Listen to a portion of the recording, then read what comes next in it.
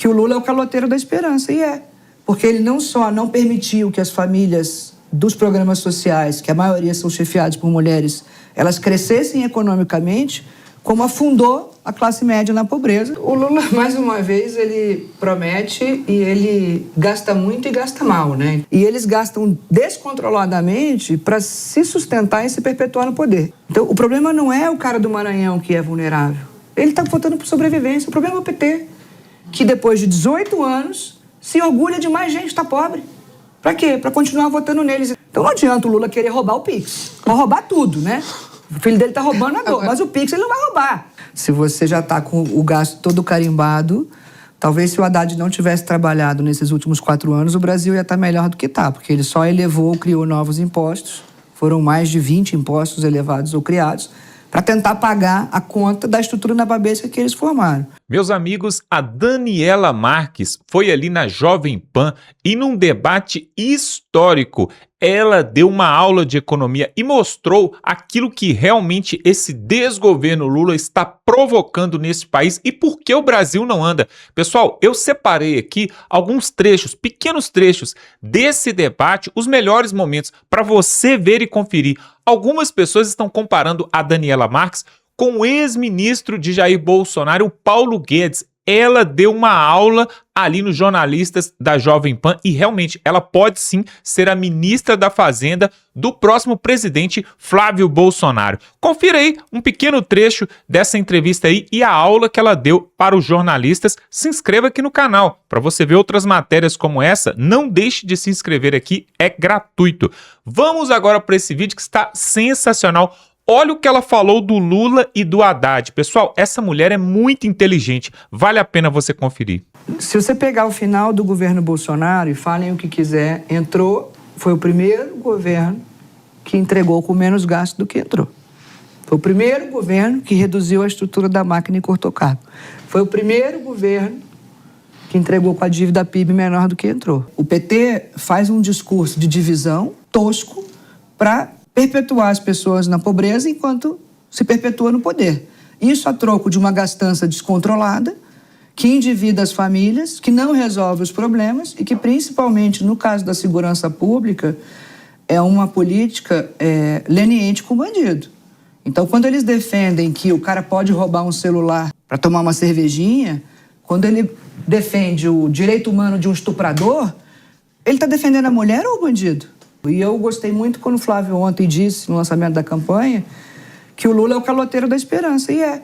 Porque ele não só não permitiu que as famílias dos programas sociais, que a maioria são chefiados por mulheres, elas crescessem economicamente, como afundou a classe média na pobreza. A gente está com uma renda média de R$ 3.500, e todos sabemos que não dá para muita coisa R$ 3.500. Do jeito que está, assim, não sei para que precisa de 38 ministérios, é só para o pessoal ficar viajando, né? Se você já está com o gasto todo carimbado, talvez se o Haddad não tivesse trabalhado nesses últimos 4 anos, o Brasil ia estar melhor do que está, porque ele só elevou, criou novos impostos, foram mais de 20 impostos elevados ou criados, para tentar pagar a conta da estrutura nababesca que eles formaram. Então, assim, o que está no plano, quando fala de tesouraço, é uma racionalização e, principalmente, um convite aos poderes para cortar na própria carne. Então, hoje, quando esse governo não tem credibilidade com o credor, por isso o juro real, a hora que você faz um leilão, a IPCA mais 8,5 não aparece ninguém, é porque, como disse o Armínio Fraga, que votou no Lula, o paciente está com febre de 45 graus e não há credibilidade para resolver. E hoje, os 3 poderes são parte do problema. Então, a gente tem o Congresso mais caro do mundo, o Judiciário mais caro do mundo e a maior estrutura de ministérios do mundo. O Brasil tem mais ministério que a Venezuela. Então, se você olhar só a estrutura de contratos e despesas da Esplanada, são mais de 40 bilhões de reais. Tem algo que eu preciso falar com você agora urgente. Você sabia que tem mais de 10 bilhões de reais esquecidos nos cofres do governo e que você pode resgatar um dinheiro que é seu e que você não sabe? Eu descobri que existem 7 formas ocultas que os brasileiros ainda não sabem de resgatar esse dinheirão que está ali parado e você tem direito. Muita gratidão pela forma que fui orientado. Foram 4 dias organizando e logo já entrei com a solicitação e, na sequência, já me veio o retorno. R$ 8.517 que estava lá parado.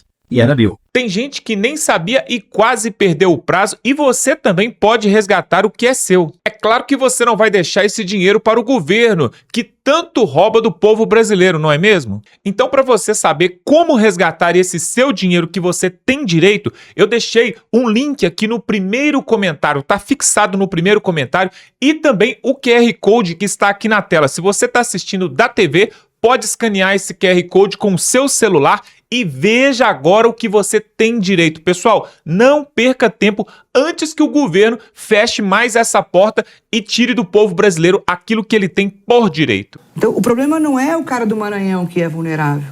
Ele está votando por sobrevivência. O problema é o PT, que depois de 18 anos se orgulha de mais gente estar pobre. Para quê? Para continuar votando neles. Então, me assusta quando o Lula fala: o brasileiro não sai do celular. Esse é o gancho de todo o nosso plano de futuro na palma do mão do brasileiro, e por isso a infraestrutura. O brasileiro não sai do celular. O cara acorda no celular, dorme no celular. Por quê? Porque ele não controla mais esse cara, a narrativa. Ele não quer que ele tenha futuro por ali. Ele não quer que ele esteja informado. Então, quando a gente fala que a internet é a infraestrutura do futuro, é o quê? Organiza o governo em torno do cidadão na palma da mão dele. Porque nessa mesma pesquisa eu perguntei se tinha celular. 98% dos brasileiros têm celular hoje. Indígena tem celular, produtor rural tem celular, o camelô tem celular. Né? Até o morador de rua pede esmola no Pix hoje. Então o Pix foi uma mega democratização de acesso a crédito. Quem fez o Pix? Banco Central, apoiado pelo governo Bolsonaro. Eu estava na cerimônia de lançamento do Pix. Eu fiz uma live com o presidente Bolsonaro falando do Pix. Então não adianta o Lula querer roubar o Pix. Vai roubar tudo, né? O filho dele está roubando a dor, mas o Pix ele não vai roubar. Tem lá. Não dá. Então, o que foi o Pix? Só para fechar, Denise. Democratização de acesso. Então, se o brasileiro está digitalizado, se ele está bancarizado, se ele já empreende informalmente, o que é o motor? É o Estado se organizar em torno dele, levando a internet como uma infraestrutura para criar oportunidade. Então, você pegar agora o caso do seu Edson da Casas Bahia, eu botei um vídeo que foi demitido nessa falência da Casas Bahia. A hora que ele vai... O que a internet pode promover para o cidadão? A hora que ele vai no INSS buscar o auxílio-desemprego, já abre um leque de oferta de capacitação para ele. Já abre as empresas mais próximas, parceria público-privada, oferecendo a vaga. Ele coloca a geolocalização dele. Agora, se ele não tiver internet, ele não vai fazer isso. Ele vai ter que ir numa repartição do INSS, paga com o dinheiro do pagador de impostos, né, com o dinheiro dos impostos. Vai ter um contrato terceirizado, vai ter um computador, vai ter um café que não chega quente. E não resolve o problema dele. Aí ele vai ficar na fila, vai entrar senha 3.000.001. Você vai receber seu auxílio-desemprego. Então, assim, a minha funcionária que me ajuda não recebeu... A filha dela fez 3 anos. Até hoje ela não recebeu o auxílio-maternidade dela. Então, é esse ciclo vicioso que a gente tem que romper. E isso não existe uma bala de prata, Denise. Isso é um trabalho firme de liderança de um governo que tenha coragem de enfrentar o crime, de articular as oportunidades, mas de trabalhar como um promotor. Porque a vaga da creche, por exemplo, está na prefeitura, não está no governo federal. Mas o que ele prometeu ali, o que está no plano de governo? Caso ela não consiga, na sua cidade, com a prefeitura, dar um voucher para ela poder trabalhar. Senão você gera uma mulher dependente do Estado. Você quer que ela voe sozinha, que ela tenha futuro e dignidade, né? Então, são várias... o conjunto da obra, né, que não tem como você prometer. Como é que as famílias vão sair do endividamento? Agora, mais uma pergunta do Marcelo Matos. Sim, Bruno, prazer recebê-la aqui. A senhora falava do assistencialismo, né? A gente observa que nos últimos... Os programas sociais, evidentemente, cresceram e tem a sua função também, é evidente, né? Infelizmente, um país que precisa. Como é que vai ser a relação também? Porque o presidente Lula sempre fala, eu quero dar um aumento real para o salário mínimo, aumento real para o Bolsa Família. Isso cabe hoje no orçamento brasileiro ou não haverá mais reajuste de acordo com a inflação, da questão do salário mínimo? O Lula, mais uma vez, ele promete e ele gasta muito e gasta mal, né? Então, vamos lembrar que eu tive a honra de participar do governo do presidente Bolsonaro, ser parte da equipe do ministro Paulo Guedes, trabalhei 10 anos com o ministro Paulo Guedes. Isso é um privilégio, né, de absorção de conhecimento, porque ele é um gênio. Mas quando a gente foi enfrentar a pandemia e bancarizou o brasileiro na pandemia, Vamos lembrar que o valor médio do Bolsa Família não chegava a R$190. Então, eles já gastavam muito, mas gastavam 30 bilhões de reais com o Bolsa Família. A gente fez um ajuste de conta, por exemplo, cargos comissionados, que aí é a distorção. Eles fazem discurso como se ajuste de contas fosse um discurso de mercado, enquanto não há nada mais social que isso, e eles gastam descontroladamente para se sustentar e se perpetuar no poder. Exemplo, quando a gente entrou em 2019, o presidente Bolsonaro, em março, soltou um decreto cortando quase 20 mil cargos comissionados. Na largada. Vamos enxugar na máquina, estrutura de ministério na babesca, vem, encolhe a estrutura de ministério, é menos carro preto, é menos avião da FAB, é menos RH, é menos cerimonial, é menos garçom, para você fazer a política pública chegar na ponta. Então, o problema não é a política pública. O problema é a estrutura na babesca que eles montam para dizer que vão entregar a política pública. E aí a gente aumentou para R$600, para dar decência e poder de compra, mas mais que isso. Começou a gerar oportunidades no pós-pandemia para que as pessoas tivessem ascensão econômica. As pessoas merecem mais que o programa. E qual é a questão ali do assistencialismo? Elas são prisioneiras do medo, Marcelo. Eu fiz uma pesquisa quando fui presidente da Caixa, conversei muito com o Flávio sobre isso, que a gente, como está num lugar mais privilegiado da sociedade e é pagador de imposto, você fala, pô, o cara não quer trabalhar. Quantas vezes você já ouviu isso? O cara do Bolsa Família não quer trabalhar. Eu fiz uma pesquisa. Você tem outra atividade sem ser o benefício social só com beneficiários, sendo que mais de 80% das famílias são chefiadas por mulheres. Sim, mais de 70% é informal ou tem outra atividade, ou seja, ele busca complemento de renda. Se você recebesse um microcrédito para te apoiar, o que você faria? Aí tinha uma lista de opções. Comprar mercadoria para vender ou investir no meu negócio. E você fala assim, por que você não se formaliza ou formaliza o seu negócio? Por que o cara não abre uma MEI? Por que ele não é incentivado pela Caixa a abrir uma MEI? Porque ele tem medo de perder o programa social. Então, a fome é um estágio tão vulnerável do ser humano, tão primitivo de sobrevivência, que o medo é maior do que a vontade de crescer. Então, como é que você liberta as pessoas desse medo? Com uma regra de transição, que é o que a gente está propondo. O presidente Bolsonaro chegou a propor no pós-pandemia essa regra. Então, assim, você tem 2 anos para, mesmo tendo aceitado um programa, um emprego formal ou formalizado o seu negócio e tem apoio, precisa de orientação e por isso muita coisa de inteligência artificial, muita coisa na ressignificação do papel da Caixa para orientar esse brasileiro, para quê? Para ele sentir seguro para voar sozinho, mas principalmente ter um cadastro automático que ele tem já no Cade Único, que fala assim, se um dia algo te der errado, você vai poder voltar, tá aqui, mas então, e aí mais. essa pessoa atingindo algum X de renda, isso. Ela seria retirada, desenquadrada? Aí ela voou sozinha, aí ela está segura para voar. Então, eles aprisionam as pessoas pelo medo. Então, você cria a camada básica do assistencialismo, mas tem que ter um motor de ascensão e de rampa, porque a pessoa merece mais que aquilo. Ninguém vive com 600 indexação com a inflação, salário mínimo? Não precisa criar oportunidade. Então, assim, o legado nefasto mais da metade da população adulta do Brasil hoje não tem ensino médio. Então, se você faz a política econômica clássica de ajusta as contas, né? Vamos arrumar a casa, vamos arrumar o custo Brasil, botar o Brasil para crescer, investimento, a via do investimento privado. Ninguém acredita no PAC mais. E aí, investimento privado gera emprego, emprego gera renda, a população não está apta mais a achar esses empregos.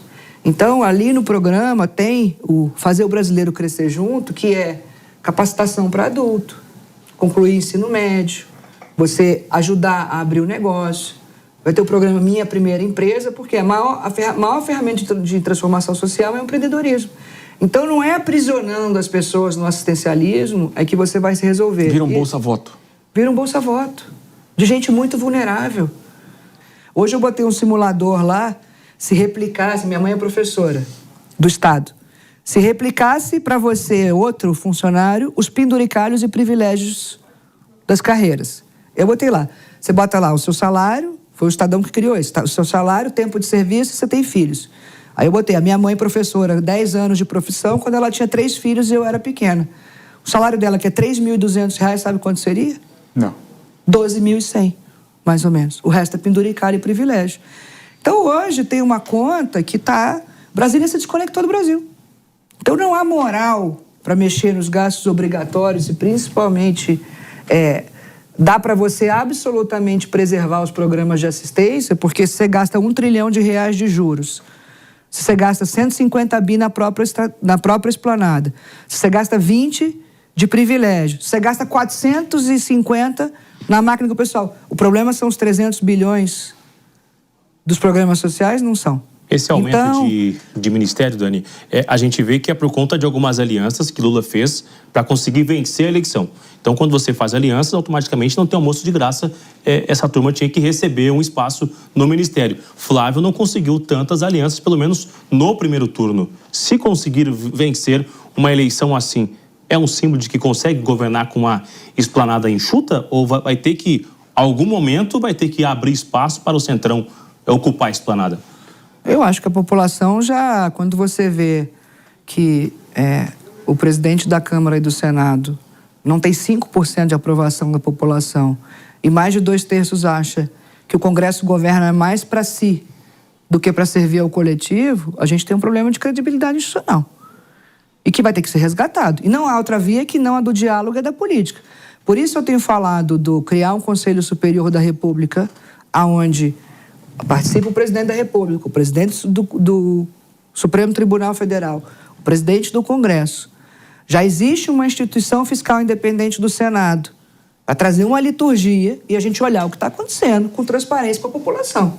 Porque hoje, se você entra para governar com mais de 90% da despesa obrigatória, com 70 bi de emenda para o parlamento ser independente e com os outros poderes criando privilégio, o Supremo acabou de dar uma decisão que pode tudo, ampliar o conceito de família para plano de saúde. Na família deles tem ex-mulher, ex-marido, primo, cunhado. Então, enquanto isso, todas as empresas estão quebrando por causa do juro, as famílias estão quebrando e todo mundo continua. Só voo da FAB com uma pessoa, Uber FAB, foram mais de 100. Então, assim, não existe moral, você precisa resgatar a moral. A população, ela está perdendo a fé. Brasília se desconectou do Brasil. Agora, e aí, só para fechar na medida, então, no fato concreto, a gente está propondo um fim de supersalários, né? Reformulação dessa questão da parentes advogarem em tribunais e, principalmente, um Conselho Superior da República, onde hoje quem é parte do problema se torna parte da solução. Porque senão daqui a pouco não tem... A máquina vira um fim em si mesmo e não tem dinheiro nem para pagar as próprias estruturas nababescas que foram criadas. E se a gente não cortar na carne, como é que você propõe uma revisão da política pública sem antes olhar para o seu próprio umbigo? Não há moral com a população brasileira para fazer isso. E não há outra via que não a do diálogo e da política. Então, Flávio já fez um compromisso de ter times técnicos, né? E isso que me deixa otimista de estar servindo ao país voluntariamente hoje, mas de contribuir, porque existem os papers acadêmicos e as técnicas que vão oferecer um cardápio. Você conversar com hoje, todos os economistas, tirando aqueles da esquerda, têm um consenso de que se não tiver um ajuste de contas, o Brasil vai pro saco, né? Todo dia está no jornal 2, 3 economistas que não são apoiadores do Flávio e falam, ou você vai para a direita ou você vai para a esquerda. Se for para a esquerda, vai dar ruim. Isso é... Schwartzman estava no jornal hoje, o próprio Armínio Fragas, conversar com o Paulo Guedes, com o Roberto Campos, todos têm a mesma opinião, né? Agora, existe o caminho da política, mas da boa política. Então, quando você não precisa dar cargos para técnicos, né? E mais para os companheiros que devolvem dízimo para o PT, isso está no estatuto do PT, Denise. Você tem que devolver uma parte do seu salário para o partido.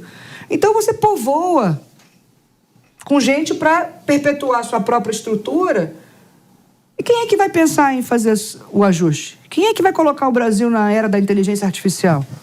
Que é aí que vai faltar emprego. E aí, então, esse conselho é importante para a gente trazer uma corresponsabilidade para depois ir para o Congresso enfrentar uma discussão de aonde será o ajuste. Aonde? No Colégio de Líderes. Felizmente, o que aponta, né, todas as pesquisas, e já é assim, a maioria do Congresso vai ser de centro-direita. O que significa de centro-direita? Que concorda que a direção econômica é essa, né? De um Estado mais moderno, mais eficiente, menos custoso para o pagador de impostos e mais efetivo no controle das contas para a gente ter uma economia de mercado de fato, como é em toda a nação próspera do mundo. Na concepção geral dos poderes, dos políticos em geral, e todo mundo teria consciência, de repente. Porque mesmo centro-direita, a gente vê as votações no Congresso, tem essa preocupação. Para mim, tudo, para você, nada. Porque, felizmente, todo o poder emana no povo. E vai ser o próprio povo que vai clamar. Então, quando a gente fez a...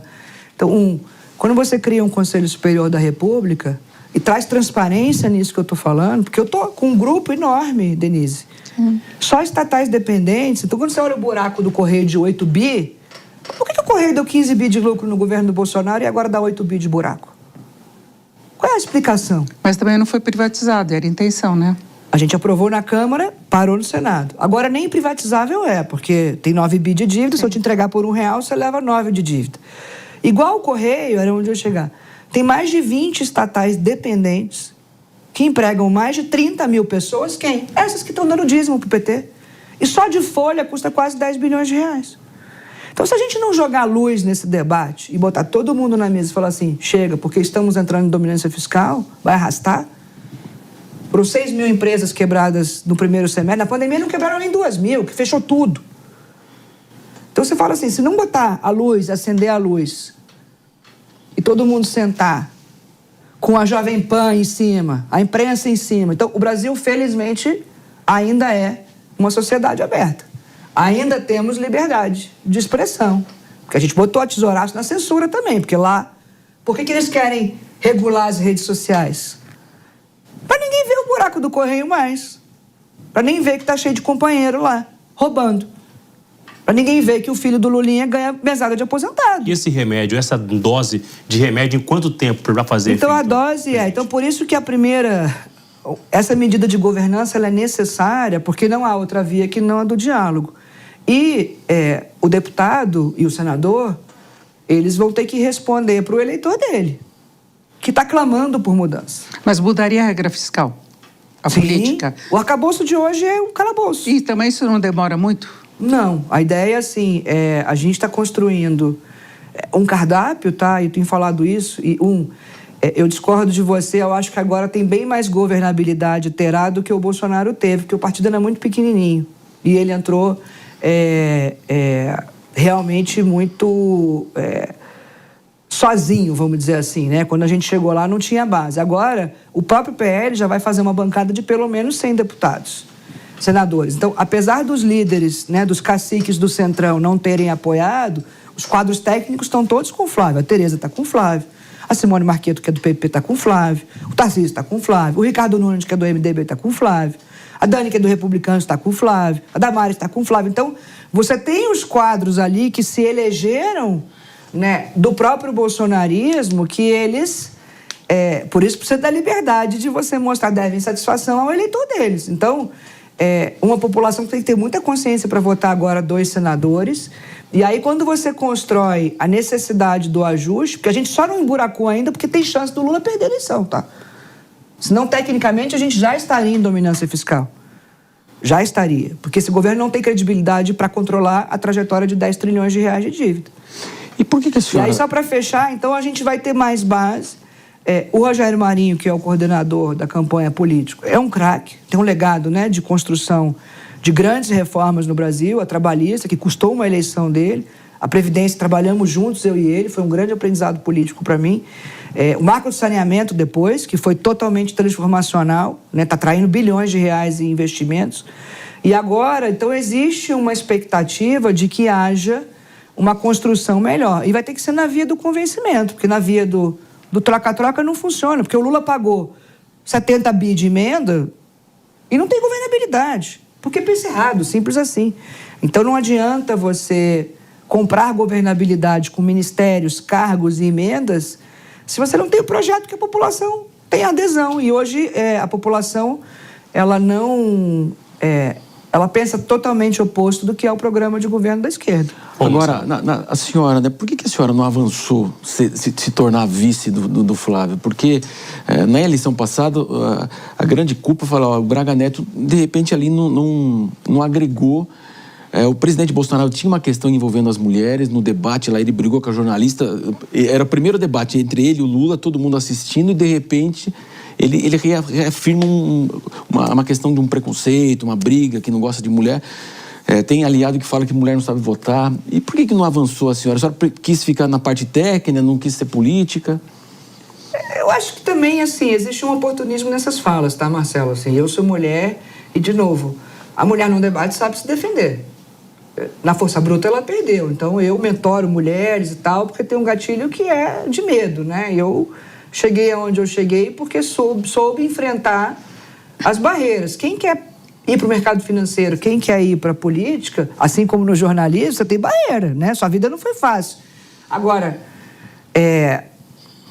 o homem só tem, você fala assim, quem na mesa fala mais grosso? O homem. Quem tem mais força bruta? O homem. E no resto?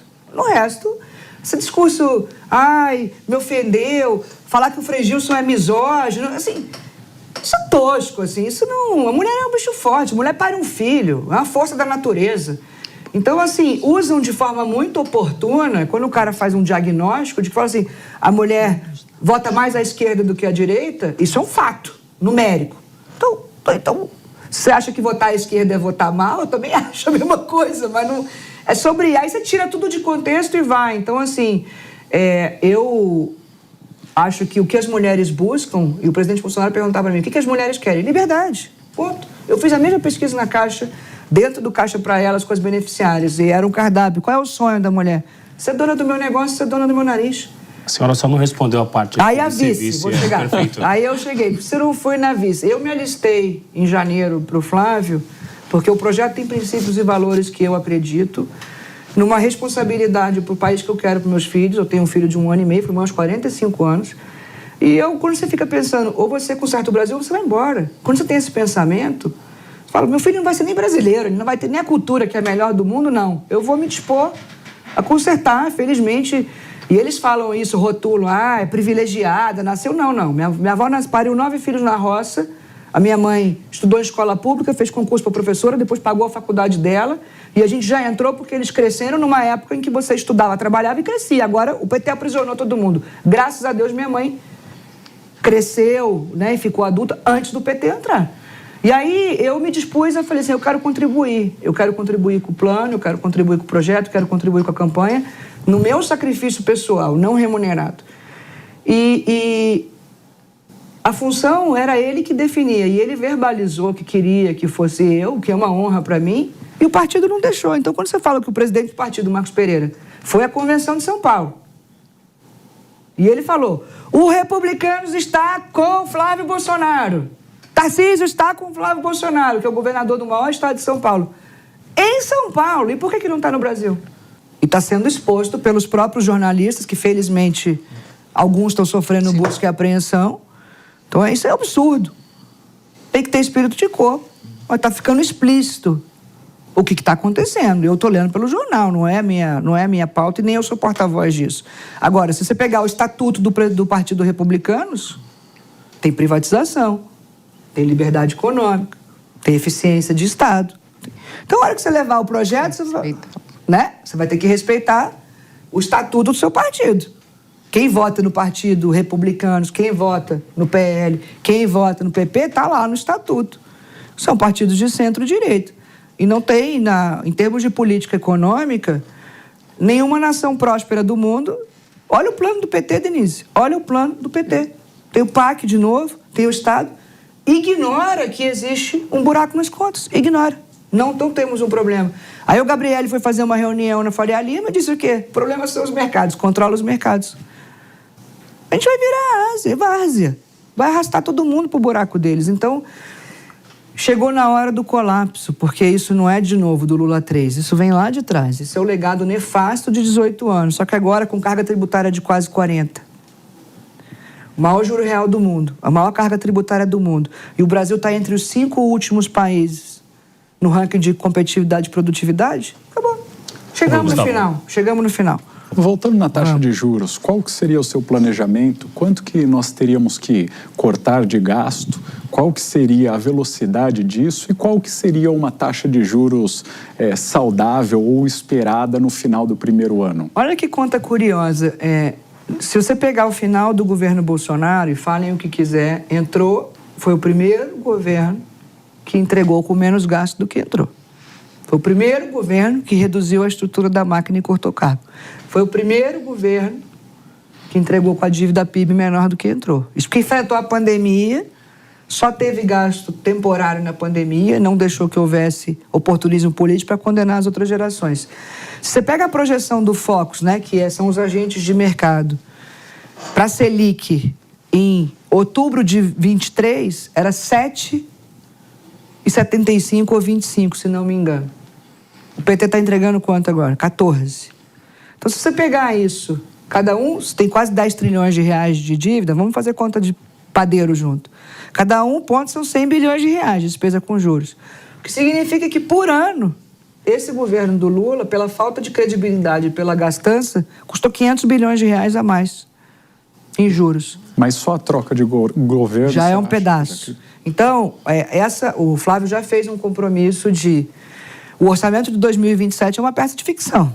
A própria classe política sabe. O próprio secretário do Tesouro do PT falou isso. A própria Simone Tebet falou isso. Então, está todo mundo numa ficção e o PT gastando uma pandemia para tentar enganar o povo de novo. Certo? Nesse legado nefasto do PT, de 18 anos, então não é só o Lula 3, tá? Tem muito legado do Lula 1, 2, Dilma 1, 2, e depois o Lula 3, que é um gargalo não só econômico, mas também de cuidado. Então, se você tem quase 1 milhão de crianças na fila de creche, como é que a mãe trabalha? Então, isso não é assistencialismo, e sim política pública na veia para que as pessoas tenham oportunidade de crescer e trabalhar. Então, assim, o PT faz um discurso de divisão tosco para perpetuar as pessoas na pobreza enquanto se perpetua no poder. Isso a troco de uma gastança descontrolada, que endivida as famílias, que não resolve os problemas e que, principalmente no caso da segurança pública, é uma política leniente com o bandido. Então, quando eles defendem que o cara pode roubar um celular para tomar uma cervejinha, quando ele defende o direito humano de um estuprador, ele está defendendo a mulher ou o bandido? E aí, enquanto os bandidos, a criminalidade só aumenta, só aumenta, só aumenta. Esse ano está na conta do Lula recorde de assassinato de mulheres, então criminalidade generalizada, mas recorde de assassinato de mulheres. E eles ficam fazendo discurso de misoginia. A gente não precisa de discurso de misoginia. Uma mulher sabe se defender de uma briga. A mulher é forte. Ela não sabe se ela é mais fraca fisicamente, né? O homem tem mais força bruta e fala mais grosso. E que contexto estaria na conta do governo o aumento do feminicídio? No contexto de que eles são permissivos com os bandidos. No contexto de que eles não colocam tornozeleira eletrônica nos agressores, como o Flávio Bolsonaro propôs. Então, mas nas próprias famílias, né? Não tem uma questão cultural aí também e de assistência das delegacias nas próprias cidades, de uma assistência mais próxima das mulheres? É uma questão sistêmica, né? É isso. Então, você vai... O que é o ciclo da violência contra a mulher? Ela vem desde... se você pegar o caso agora dessa menina na Faria Lima, alta renda, que foi agredida com desculpa, porrete não, é um taco de beisebol. Ela vem de uma série de agressões causada por quê? Dependência financeira. Então, quando a gente fez o programa de enfrentamento na Caixa, Denise, era isso, assim, a mulher ter apoio psicológico e orientação para ela poder denunciar. E muitas mulheres não denunciam, você vê que é um caso na alta renda, imagina na baixa, por não ter condição de subsistência para si e para o filho. E aí, quando ela cria coragem e denuncia, a lei é permissiva com o agressor. E eles protegem o agressor enquanto direitos humanos. Aí ele reincide. Você pode ver que o caso dessa mulher, como várias outras, até chegar no assassinato, é de uma reincidência, de uma política que faz muito discurso de proteção, mas permite essa reincidência. Então, quando você vê o plano do Brasil Sem Medo, do Flávio, é você ir para a prática numa política menos permissiva, né? E claramente a direita tem uma política menos permissiva com o bandido, com o agressor, com o estuprador, sem saidinha, tornozeleira eletrônica, com geolocalização. Então, tudo isso vai proteger mais. Então, eu acho que é menos a gente olhar para soluções práticas, para problemas reais. Eu é uma pauta que eu já me envolvi muito, a da autonomia financeira. É a autonomia financeira que é a porta de entrada da liberdade, não só da liberdade de um ciclo de agressão, mas da liberdade de crescimento para si e para a família, né? As pessoas, a porta de entrada da liberdade de um programa social. Então, se você não cria oportunidade, cabe ao Estado ser o motor da oportunidade, as pessoas ficam aprisionadas num ciclo de medo. Então, hoje, as mulheres vivem com medo. Elas têm medo de ter o celular roubado no ônibus, elas têm medo do filho ir para a droga, elas têm medo de perder o emprego, por isso não saem do programa social, têm medo de perder o programa social, por isso não aceitam uma vaga de emprego. Então são prisioneiras do medo. Pois é, você viu aí, olha só, a Daniela Marques, que já foi diretora ali, líder da Caixa Econômica Federal durante o governo do Jair Bolsonaro. Ela deu um jeito ali nessa estatal, nesse banco estatal, e também ela já cuidou de vários outros segmentos na área financeira. Ela é preparadíssima para estar ali como ministra da Economia. Alguns falam, né? Ah, a mulher não deve se envolver com política, mulher não deve estar na frente de cargos importantes. Porém, a Daniela Marques já mostrou tudo o que sabe e, com certeza, se não tá igual, ela chega muito próximo do Paulo Guedes. Pessoal, ela sabe tudo. E é esse tipo de pessoa que o Flávio Bolsonaro quer colocar como seus ministros ali. Nós temos que entender esse tipo de coisa. Olha só, diferente da esquerda, a esquerda coloca como ministro quem? Militantes, aqueles que querem simplesmente fazer um plano de poder e não um plano de governo. Agora, nós vemos pelo lado da direita, olha só, nós temos aí a Daniela Marques, nós temos outros que podem compor também o ministério ali do Flávio Bolsonaro, até o próprio Ronaldo Caiado, que é ex-governador de Goiás, que deu um jeito na segurança pública em Goiás, já foi cotado para ser ministro da Justiça no governo do Flávio Bolsonaro. Outra coisa, pessoal, além dos ministérios, né, saúde, educação, economia, nós ainda temos que pensar o seguinte: Flávio Bolsonaro sendo eleito indica 4 novos ministros para o Supremo Tribunal Federal. Aí muda completamente o rumo das coisas. Imagine, os 2 que já estão lá, que foram indicados por Jair Bolsonaro, André Marques e Cássio Nunes, mais 4 do Flávio Bolsonaro. Agora teríamos então 6 novos ministros. Eu não vou dizer que são de direita ou que são de esquerda, mas 6 novos ministros que querem fazer aquilo que está escrito na Constituição Federal. Aí, meus amigos, você vai ver este país mudando, saindo lá da 8ª, 9ª colocação no ranking de potências mundial e subindo para 3ª, 4ª, talvez até 2ª potência mundial. Isso em poucos anos, pessoal. Não é da noite para o dia, mas só da gente saber que o Brasil está indo no rumo certo com Flávio Bolsonaro e com essa equipe de governo que ele quer montar, só isso já dá um alívio, já dá para dormir descansado. E esse bando de brasileiros que estão saindo do Brasil para tentar a vida em outro país porque não acreditam no seu próprio país com esse desgoverno, talvez se vê essa ministra da Economia atuando, vão pensar 2 vezes. É por isso que eu quero te pedir para compartilhar esse vídeo, pessoal. O povo precisa saber quem o Flávio Bolsonaro vai escolher para estar ali no seu governo. Aliás, ela ia ser a vice do Flávio Bolsonaro. Ela ia ser a vice, estava cotadíssima. Ela foi convidada pelo Flávio Bolsonaro para ser a vice. Mas aí, por algumas questões, ela preferiu ficar somente ali à espreita do Ministério, né? Ministério da Economia. Então compartilha esse vídeo, pessoal, é gratuito. Aqui embaixo tem uma setinha pro lado assim. Se você clicar nela, você manda esse vídeo no WhatsApp, no Facebook, no grupo da família, manda para todo mundo.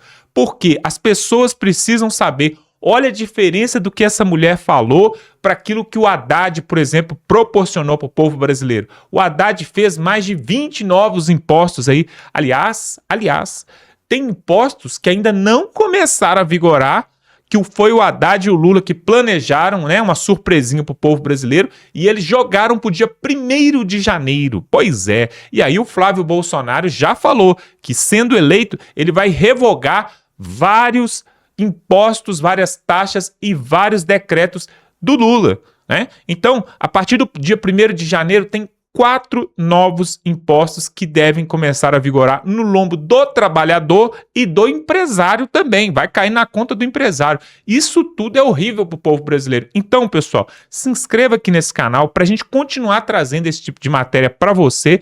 É gratuito também. compartilha esse vídeo e nós não vamos parar, vamos continuar até o fim.